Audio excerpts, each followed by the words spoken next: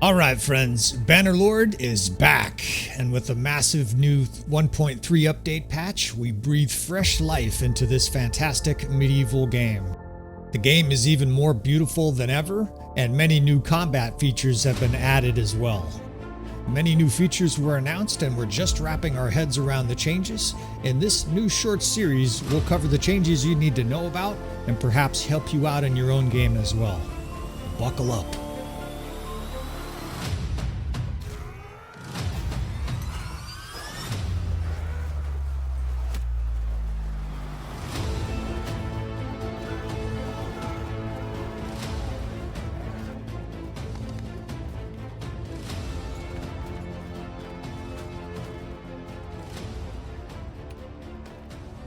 Alright friends, welcome back again to another episode of Tactical Enlightenment. Our YouTube channel is dedicated to all things Bannerlord related, and we continue to learn more about this new update 1.3 regarding the AI of units. And I did get a challenge from a longtime Reddit friend of mine who said, well, show me how inefficient cavalry really are with the new patch, the supposed AI patch to cavalry.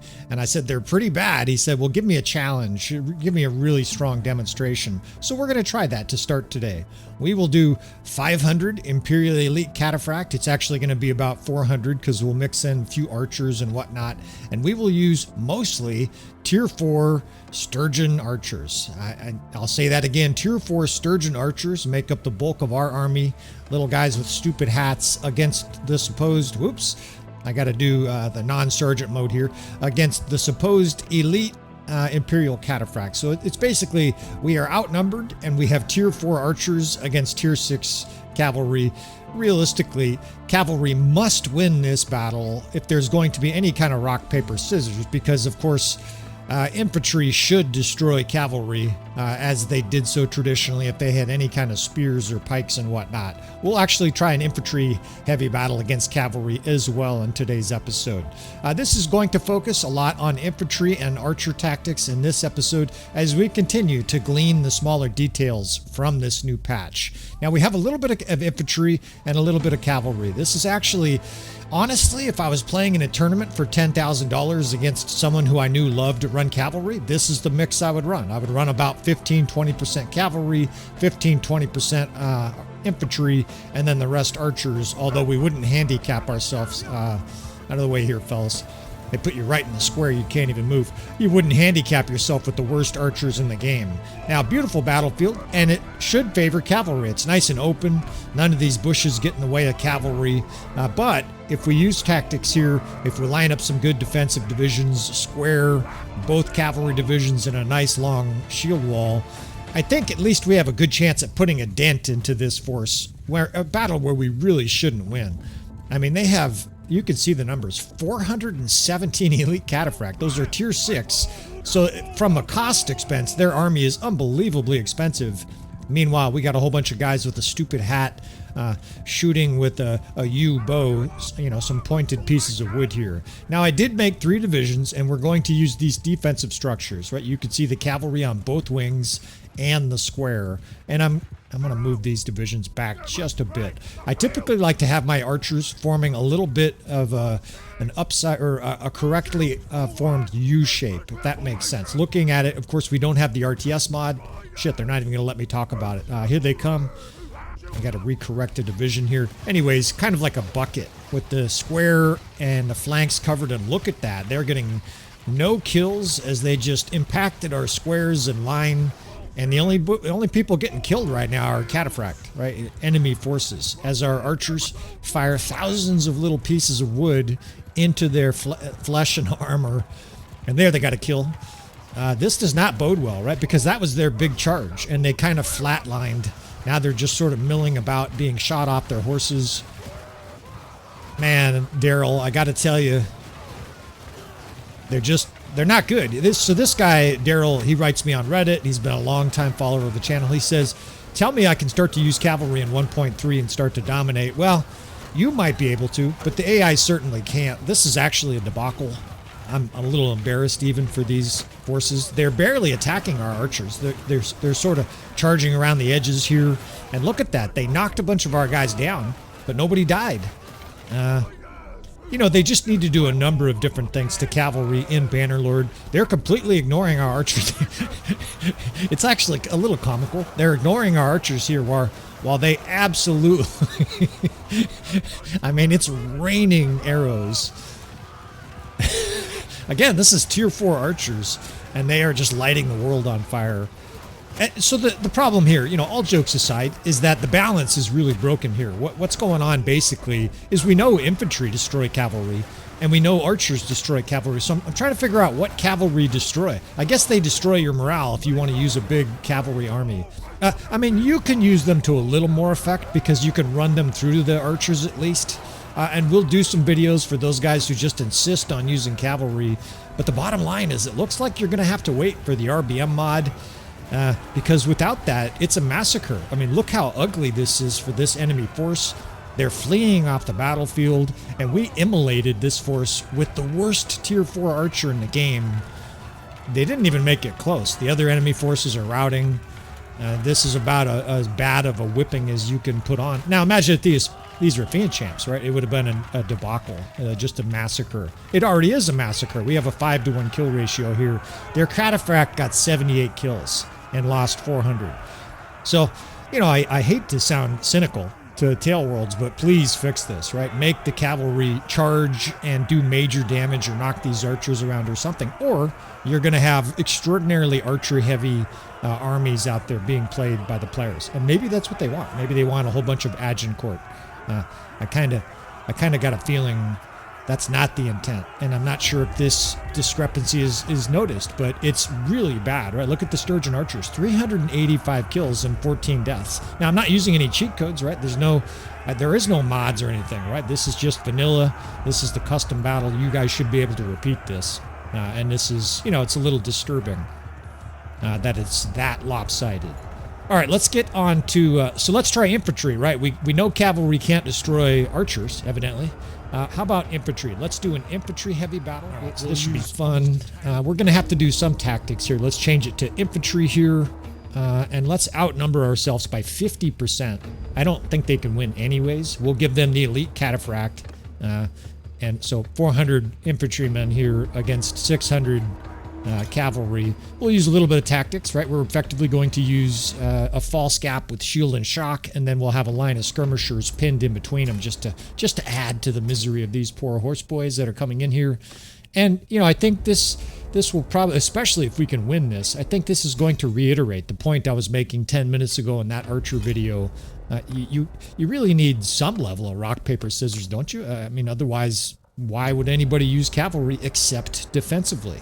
They work very well defensively, which of course is why our channel is practically why our channel exists. Guys are like, how do I use cavalry? Well, the way we use them is highly effective, whether it's in shield and shock or the circle of doom or the Valandian's death smile, right? We've developed some really cool tactics with cavalry, but it's not exactly traditional. It's not exactly, I think, what most players, what most players want to do with cavalry. They want to charge and smash through them like the Rohirrim.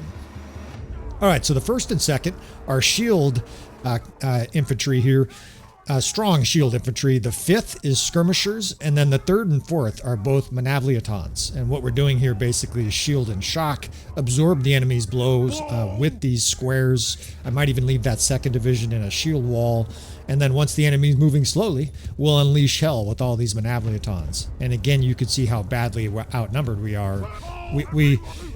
I mean, historically, infantry did, you know, do a pretty good number on cavalry. If they had the right makeup, of course, when you say historically, what are we talking about here? Are we talking, you know, 1512? Or are we talking 310 BC? There's a wide discrepancy. Once you had pikes and stuff like that, tercios, especially once they introduced firearms, and these guys were using arquebuses and just lighting up the horses or scaring them, frankly, then obviously the cavalry had a lot harder time. But let's see what happens here. Now, they come in really hot and really fast. Look how fast they're moving. However, they are magnetizing like college boys to a titty bar here, straight to the shields. And that's exactly, of course, what we want. Just like Napoleon at the Battle of Austerlitz, we want them to give up the plants and heights. In go the shock troops. The skirmishers are told to fire, right? The guy yells. I love the fire. He yells. He yells when you tell him to shoot. Now, they are trampling here pretty good, right? This cavalry, at least. Ironically, they charged kind of deeper into our lines than that archer example a little while ago. But look at the death spam, right? And you see the cavalrymen falling on the ground. I don't see hardly any deaths from our side. I'm watching the upper right here as I just kind of circle back and forth to give you guys a view of what's happening. And maybe they're getting a few kills. We can start to charge here with the skirmishers too. The tier 3 infantry skirmisher for the Imperials have javelins, and they have a decent ability with them, but they only have like 3 or 4 javelins, so you're going to be charging with them pretty quick. Now the cavalry is rampaging through here. It looks impressive. There's a huge mass of horses trampling everything in sight, and then it's impressive until you look in the upper right, and it's just flushing green. It looks like the stock market the last 5 years. It's just green. There's a day or two that's red, and then it's more green, and everybody makes money, and all the elite cataphract die. I mean, this is worse even than the archers. But again, I ask you the question, and of course I would ask politely, respectfully, the Tail World developers, what are we doing here with cavalry, other than a spectacle of all their horses running off the field here? They got obliterated. We're talking a 12-to-1 kill ratio. This, I think, is a problem, considering they can't defeat archers either. So we'll delve more into that in the upcoming episodes. We'll talk about how to use cavalry offensively, but I think it's best actually to use them defensively. A lot of guys want to see more infantry-heavy battles, so this is going to help because I think Valandia has some of the most pure infantry in the game. Now, they don't have skirmishers, but we do have some battalion units, so that's going to give us at least a skirmisher division, but I want to have a pike division. So between hired elite pikes and the pikemen, the Valandian pikemen, which gets made fun of everywhere. They troll it on Reddit every single day. We're going to use the Valandian pikemen here and see if we can't have some success. Now, we're not going to fight armies of 200. I was hoping leaving a good-sized garrison here at Sargat would get us, a bigger force, because generally the size of the army coming to siege is close to the size, or at least is proportionate to the size of the army that's defending, and exactly what I was just talking about. I couldn't even get the words out. There's an army of 1,300 coming. Now, declaring war with everybody is going to be great for content today. We're going to be able to fight basically battle after battle. And Callan Andros with this infantry-heavy army. In fact, he doesn't really even have archer captains. He doesn't have a single archer crossbow captain. So we've got some disadvantages here, but we have a very powerful, heavy-hitting mofo army right here, right? Lots of heavy infantry, pikemen, Volgiers. We even have some legionary, elite Manavletons. I continue to mix the Volgiers and the pikemen as far as upgrades. Every time we have a battle, I do about half and half. I don't think the pikemen are much better than the Volgiers. In fact, if I was playing a tournament for $10,000, I would probably veer towards Volgiers. But I think pikemen have a place in Bannerlord, and based on my early queues here in a couple custom battles, it'll be interesting to see if it's swung the other way, where they're actually pretty good. They need a shield. It's kind of silly. They can't strap a shield to their back. But perfectly, I've been able to sort of lure this stupid-looking Valandian lord with the crooked mustache. You look terrible, dude. You're just encouraging me to slaughter your force today. Make sure we got the right banner here. They have a lot of ranged units for some reason. I was actually hoping. Whoops, you see the stealth outfits. We'll cover that more in another episode. Oops, there's the civilian. I forgot Callan Andros. I think he was one of those guys that got married naked.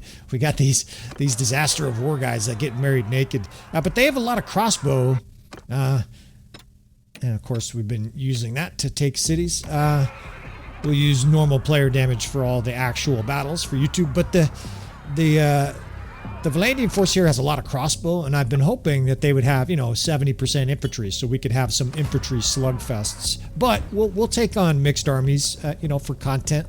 Hopefully it's a big, gnarly battle where we can use our troops efficiently, use our infantry-heavy army to dispatch these horse boys.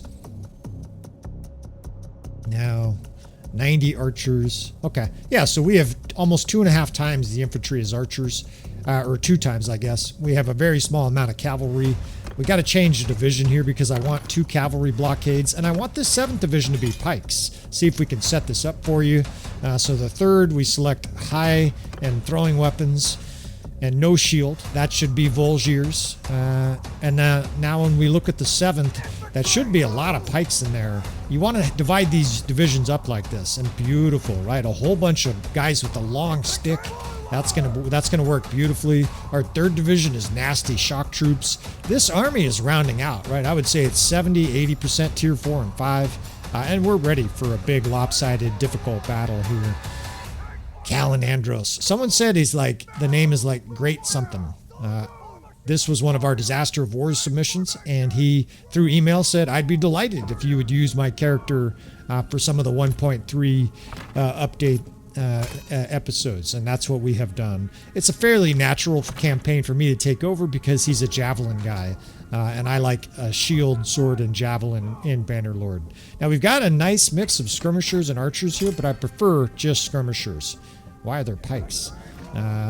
Pikes? Oh, we need a shield and a javelin, and that'll give mostly javelin guys in there. I want the 6th division to be about the same as the 1st division. That way, when that square is melting down, we're also pounding the enemy with javelins. Now, this 5th division, well, there's infantry in there, so we got to clean that up.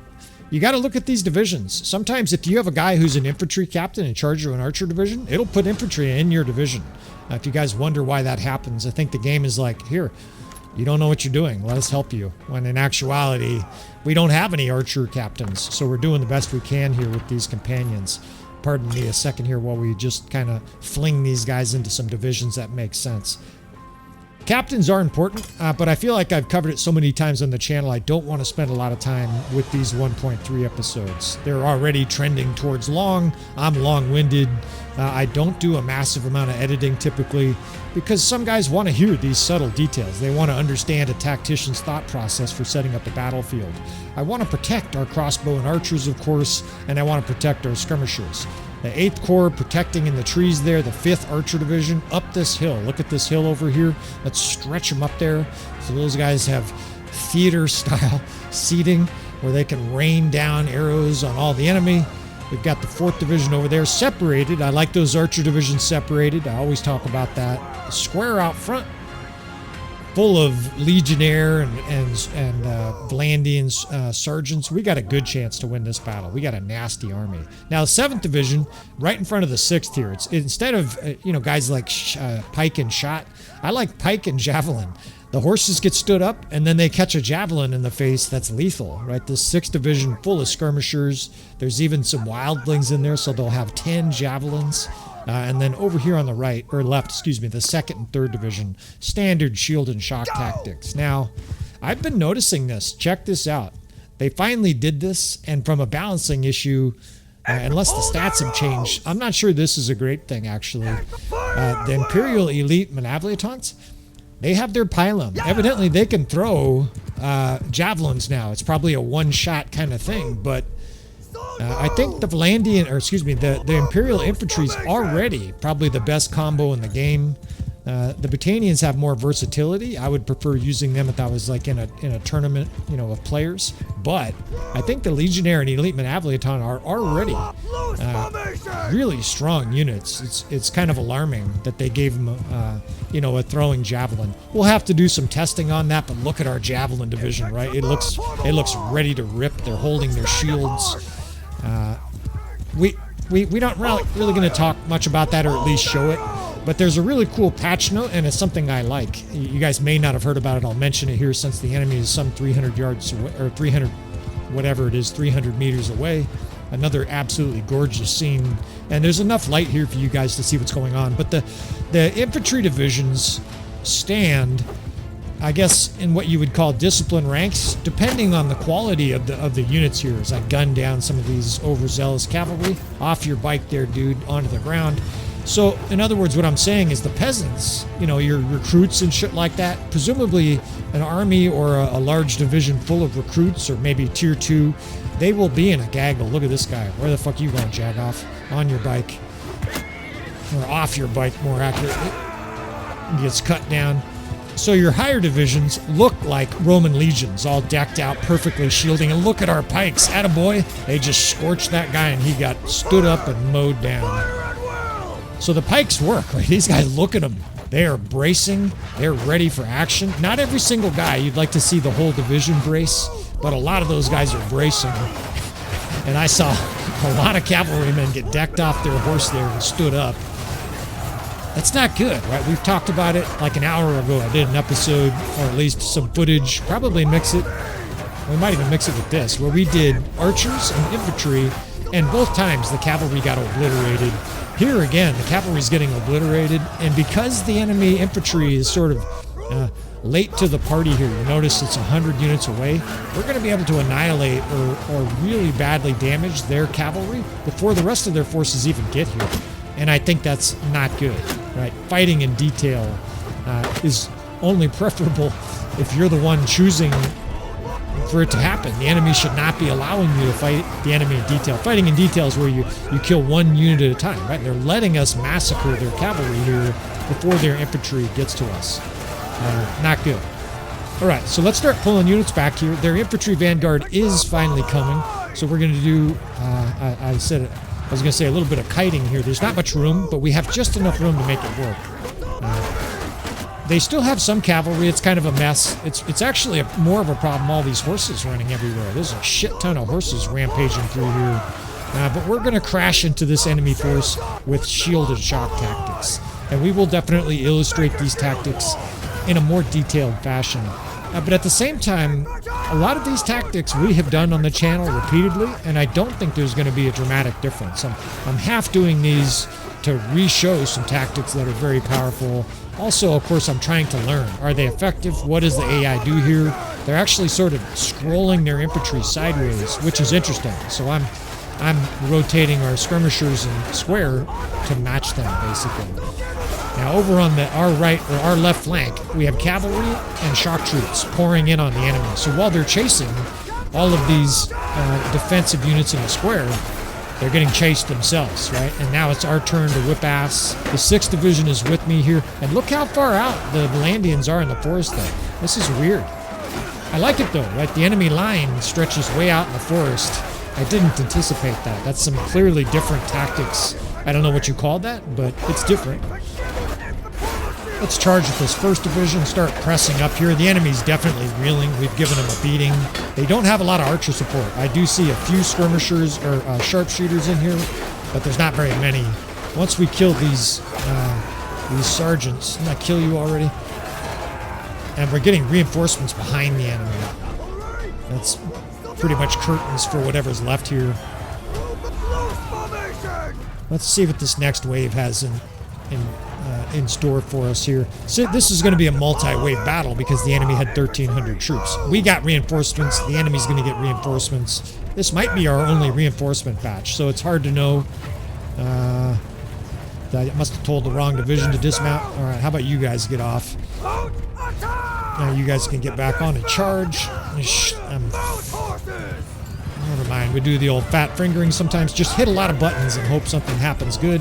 Let's start moving units forward here. We've got archers already in place that came out of reinforcements right on the ridge. The enemy's reforming, so let's aggressively take this next ridge. I like the location. There's a bit of a bowl on the other side there. We'll be able to sort of scoop the enemy into a death pile. And let's see what we got going on here. Let's do a little reconnaissance. Or reconnoiter. En français, c'est vous préférez. We got all of these Valandians. They look like they're running for their lives. Now, their starting spot, if you remember, was a long ways away. And that's typically where the reinforcements spawn. So they have infantry way on the other side of the map here. It's maybe 400 or 500 yards from our meters, if you prefer, from our units. It's kind of strange.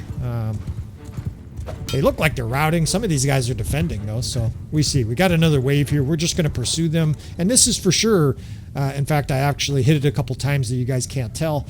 This is where I wish I had the RTS mod, right? Speed through this. But this force, I was going to say, is routing off the battlefield. Well, there's your visual cue, right? These Valandians had enough. Must have been such a bad whipping that first battle. I have not been staring closely at the morale meter, that thing up top there. That is the morale, all right? Once it gets to a certain point, the enemy will rout. We'll learn more about that, but I don't think it's that important, right? The bottom line of Bannerlord is there isn't the same kind of morale there is in actual historical battles. Part of the reason a lot of times generals made really aggressive charges to a particular flank of an enemy force is because they knew if they could like punch a hole in the center that the enemy would rout, even if the battle was kind of early in the battle, right? If there was a lot more still going on, they would basically scare the enemy force by causing a huge disruption to their formation. Some guys would start to rout, and then it would be like a domino effect from the point of the rout. People would just start routing, and then everybody would sort of throw their hands up in the air and be like, well, I guess we'll come back tomorrow when you bitches don't run. In Bannerlord, it's a little different, right? It's a lot more systemic, like the whole army kind of routes, and it's a little bit more opaque. But we'll explore that a little bit more here. Let's look for some more battles for you guys to check out some tactics and for us to learn what the differences are. Yeah, and, you know, especially with the garrison, it just does not even represent an interesting fight. We need, you know, a force of at least 1,000 to make things interesting. Even when they heal up, it's just not going to be that interesting. But we're at war with like 6 kingdoms, so it's kind of like, I was going to say, next man up, and every city and castles, just the drums are beating La Guerra. This is weird too. You get really accurate information. I'm not a fan of this, I got to be honest.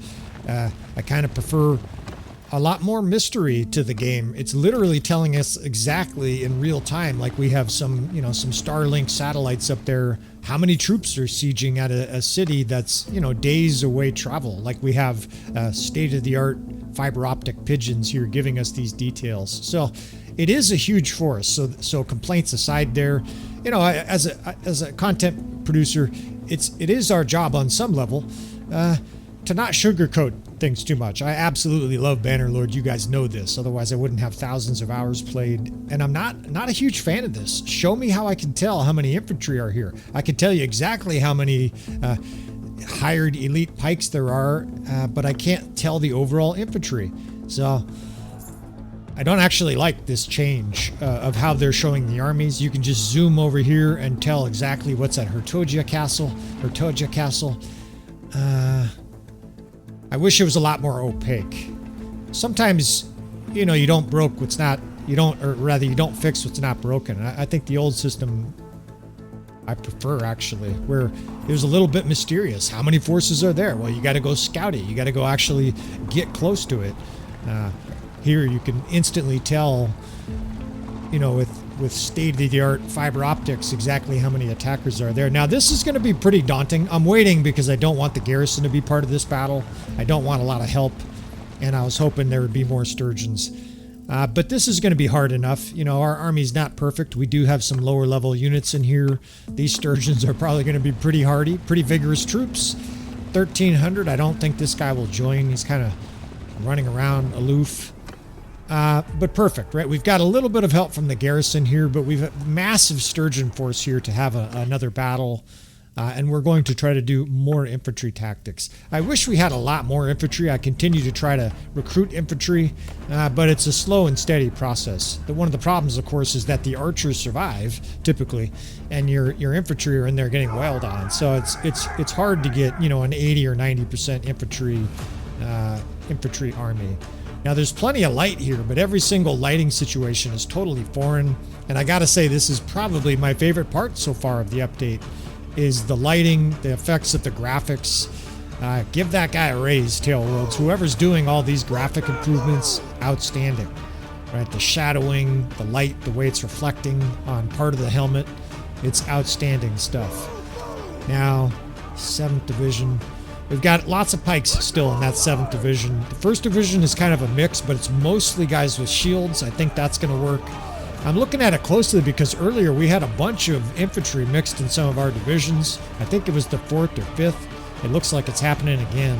Yeah, so this captain here, this dipshit with the bronze helmet, he seems to screw the divisions up. We might have to, you know, put him somewhere else. That's better, right? Lots of shield crossbow because we will use them. differently. I mention it all the time. The difference between shield crossbow and a fiend champ or a traditional archer is enormous in Bannerlord, and you want to separate those units. It actually looks like we have about 40 or 50 fiend champs at this stage. So maybe the army is getting a little OP, as you young guys say, but that's all right. We're outnumbered almost 2 to 1. All right, let's see what we do here. We're gonna 270, 400. We can set up here. We want to be somewhat close to our spawn point because we're going to need reinforcements. We're not using the battle size mod, of course. There are no mods, and we want to be relatively close to our reinforcement spot. That's a critical point for newer players.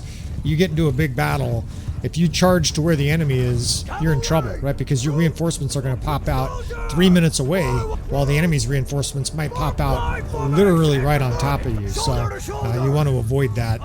It's better generally to be closer to your reinforcement spawn. Now, it's much harder if the enemy's playing defensive. Hopefully we get some battles in this little quasi playthrough where the enemy turtles up and plays defense to show that part. But then again, we've also shown battles like that on the channel many times. Now we'll talk about some of the tactics here as the enemy moves in, but a lot of it's some more of the same here as we continue to sort of learn the little differences. Now look at this speed. Man, these cavalry are pouring in fast, and this is a great change. Oh shit, I got drilled with a javelin. They move fast, right? You have to be very quick as a commander. We'll square this first division. The second and third are going to play shield and shock over here. I opened up fire kind of late because the enemy got in on us so fast, but look at our pikes, right? Just standing up and killing guys left and right over there. And I have these archers with skirmishers behind the line of cavalry, right? I put the pikes actually out in front of the cavalry, which might be counterintuitive. But then, not only do they have to get through the pikes, but also the cavalry. So, something we do all the time, of course, on the channel is we design layers of defense. Anytime you're being attacked in a situation like this, open field, castle, whatever it is, you want to develop lines of defense, right? In this instance, we literally have 3 lines of defense leading to our archers that the enemy has to get through. But that's another thing. Second and third here we're going to charge. That's another thing, though, that the AI really should do more often. Is just all of a sudden they should come from the side once in a while and force you to move all your units. Now this cavalry charge is vigorous, right? Some of those battles earlier with archers and stuff like that, they weren't really in here going crazy, but I also still observed the death spam was pretty friendly. Lots of the enemy forces being slaughtered, and we've made a little bit of a ranged false gap here. The enemy infantry is being scorched. Meanwhile, they're getting pinched on both sides by skirmishers. That guy came up, looked like he was couch lancing. Now, the enemy has elite troops here. This is the first battle we've really faced a monster force. Let's do a little kiting here, right? We have these 2 different archer divisions, and this is nasty. The more I look around at it, they're just packed here with elite troops. Sturgeon Heavy Axeman, Sturgeon Heroic Linebreaker. It's basically across the whole screen. They're all tier 5. And I like that, right? We want the challenge, especially since we kind of, well, I'm missing the Strength and AI mod, you know, where you have just doom stacks fighting you left and right. Let's pull these guys right into the teeth of these 2 different archer division. We've got them surrounding that square, which is beautiful, right? Now all those cavalrymen are stood up. They're standing still. They're getting plowed. We've got shock troops and skirmishers here on the backside. And we have like 40 fiend champs just going to town, and we may need them in this battle. Now, Kalinandros is not a great foot warrior, but he's adequate. And just to get in the field a little bit more here and continue experiencing the differences in combat, we're gonna do this. Of course, we need to have a 2-handed guy at some point. Maybe we'll break out. Hugh the Hammer can come out of retirement with his 370 2-handed skill and his custom hammers, and we can see what that's like. Oh, shit. 46 damage that guy did to my head. Yeah, it's a different game when you're facing fucking monster foes like that. I mean, Sturgeon Heroic Linebreakers, yikes. Let's get a line of defense over on this side here. I'm making bracketed defenses each time because this archer division, the key is to basically keep sleight of hand in front of the enemy's forces. You see how we're just dragging that square and these archers are just spraying everything in sight? You want that enemy distracted, and of course you could hear the damage just and all of a sudden there's a huge flush of green as they get cut down. Now the nice thing, of course, is these crossbow, they're going to serve dual purpose. They're going to expel their bolts here in the next minute, maybe minute and a half. They become infantry. They become the next infantry square, right? These guys are hyper versatile. And I've said it before, I think it's still true. The Botanian Wildling and the Imperial Sergeant crossbow are probably the two best units in the game. And what I mean by that is for their tier 5 units. They are devastating. They are versatile. There's not much they can't do well, right? Other than, I guess you could say the Wildlings don't fight very well. Yeah, that's not their job, right? They're skirmisher.